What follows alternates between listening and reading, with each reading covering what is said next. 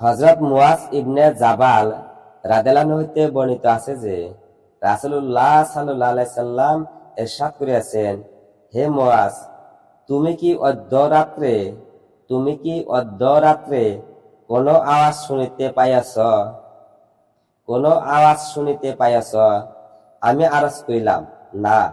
তিনি ইরশাদ করিলেন, আমার নিকট আমার রবের পক্ষ হইতে একজন ফেরেশতা আসিয়াছেন।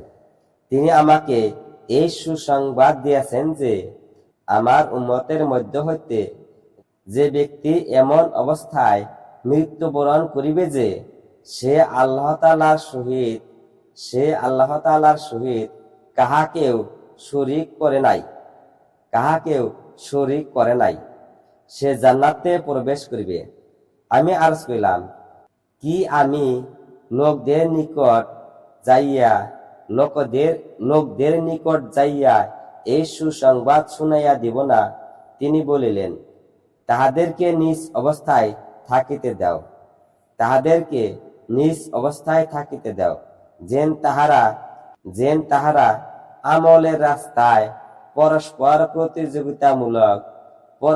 প্রতিযোগিতামূলক আগে বাড়িতে থাকে।